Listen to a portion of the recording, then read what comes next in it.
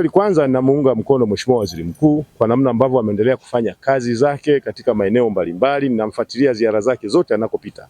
Anatoa mfano mzuri kwa sisi viongozi namna gani tukawajibike kwa wananchi wetu. Na huo ndio uongozi wa kuwajibika kwa wananchi. Lakini pili, namuunga mkono kwa zile hatua zilizochukuliwa. Yeye Mheshimiwa Mkuu wa Mkoa na ni Mheshimiwa Waziri Mkuu, lakini serikali yetu ya mkoa na viongozi wote wa mkoa kwa namna ambavyo wamelitekeleza kwa uharaka agizo lile la Mheshimiwa Waziri Mkuu. Lakini pia ninalaani kama kiongozi wa umma kwamba kwa hatua aliyoifanya daktari wetu ya kutoa huduma nyumbani kwake. Kwanza hali ni mazingira hatarishi sana kwa mgonjwa. Ndio maana sera ya afya ikasema mgonjwa atahudumiwa kwa vituo maalum. Na hata zile operation sio hata hospitali tu ya kawaida inaruhusiwa kufanya huduma zile. Maana yake kila mgonjwa anatakiwa kuhudumiwa kwa level maalum, na hata vile vituo vya afya vina level yake. Zahanati ina miongozo yake ya kufanya kazi, kituo cha afya, hospitali ya mkoa na kadhalika.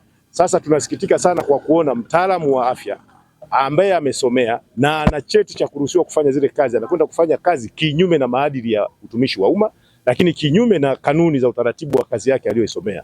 Tunapata mashaka sana na huyo mtumishi, lakini kwa kuwa tayari hatua za serikali zimekwisha chukuliwa, nitoe wito na nadhani hili litakuwa ni mfano kwa watumishi wengine ambao wana tabia namna hii. Huyu amebainika, inawezekana wapo na wengine bado hawajabainika, wajue kwamba serikali ina mkono mrefu huko waliko, tutawajua. Hebu imagine kwamba waziri mkuu hata Tabora hajafika, lakini ameweza kupata hizi taarifa kupitia vyombo vyake na mfumo wa serikali ulivyo. Maana yake hata wale wengine wanaofanya huduma hizi vichochoroni wajue kwamba serikali itawabaini, na mara itakapowabaini hatua kali zitachukuliwa kama ambavyo mwenzao sasa mkondo wa kisheria unakwenda kufanya kazi.